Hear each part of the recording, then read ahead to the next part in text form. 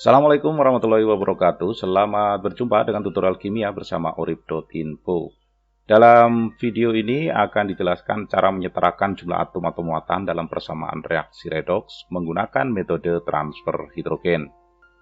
Reaksi yang kita setarakan ini, BiO3- direaksikan dengan VO+, menghasilkan Bi2O3 dan VO2+.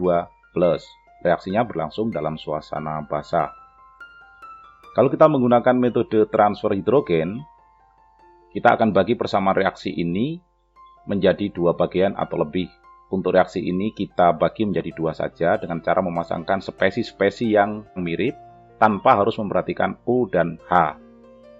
Yang pertama ini akan kita pasangkan BiO3- dengan Bi2O3. Jadi yang kita perhatikan Bi-nya, O-nya tidak. Kemudian persamaan reaksi kedua, VO+, kita pasangkan dengan VO2+. Selanjutnya kita setarakan spesi yang mirip itu, yang kita setarakan jumlah unsur selain O dan H. Persamaan pertama ini Bi jumlahnya 1 kan, di kanan ada 2. Jadi yang di sebelah kiri kita kalikan 2. Kemudian untuk V ini sudah sama-sama 1, jadi tidak usah diubah koefisiennya. Selanjutnya kita setarakan muatan. Karena reaksi berlangsung dalam suasana basah, maka kita hanya boleh menambahkan OH- pada ruas yang lebih positif. Di persamaan reaksi pertama ini, ruas kiri negatif 2, di ruas kanan ini netral ya. Kalau netral, kita perlu tambahkan 2 OH-. Kemudian di persamaan kedua, di ruas kiri positif 1, di ruas kanan positif 1 juga. Jadi ini sudah sama-sama positif. Kalau sudah sama-sama positif, muatannya sudah sama, tidak perlu ditambahkan OH-. Selanjutnya kita setarakan jumlah O dengan menambahkan H2O pada ruas yang kekurangan O. Untuk persamaan reaksi pertama ini, oksigen ada 6 di kiri dan ada 5 di kanan. Jadi yang di sebelah kanan ini perlu kita tambahkan H2O sebanyak 1 saja, sehingga oksigennya sama-sama 6. Di persamaan reaksi kedua ini, di ruas kiri ada O1, di ruas kanan ada O2. Jadi yang di ruas sebelah kiri perlu kita tambahkan H2O sebanyak 1. Oke, oksigennya sudah sama-sama 2 sekarang.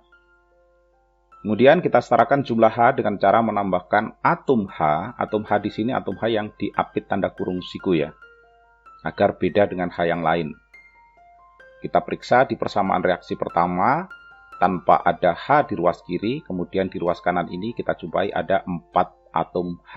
Jadi ada 2 H di dalam sini dan 2 H di dalam H2O. Jadi total ada 4, maka yang di kiri kita perlu tambahkan 4 atom H. Dengan demikian hidrogennya sama-sama 4. Kemudian di persamaan reaksi kedua, H di kiri ini ada 2, sementara di kanan tanpa ada H. Jadi masih perlu kita tambahkan 2 atom H. Pada tahap ini kita sudah bisa mengidentifikasi bahwa persamaan reaksi pertama ini sesuai dengan ketentuan kalau ada H di ruas kiri itu merupakan reaksi reduksi, menangkap hidrogen sebanyak 4. Yang di bawah otomatis merupakan reaksi oksidasi, karena ia melepaskan 2 atom H sesuai dengan ketentuan yang ada ini. Ketemu reaksi reduksinya mana, oksidasinya yang mana.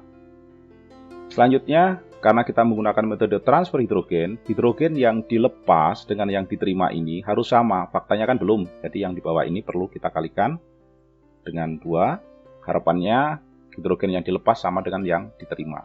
Hasil perkaliannya diletakkan di bawah. Persamaan kedua kita kalikan 2 semuanya.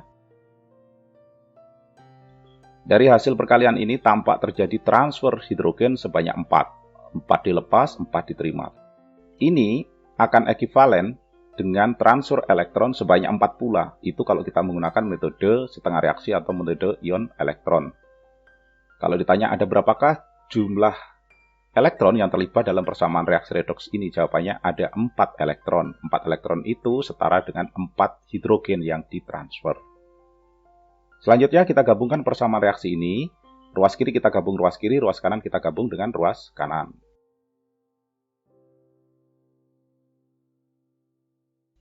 Sudah kita gabung. Selanjutnya akan kita eliminir spesies sejenis yang muncul di kedua ruas.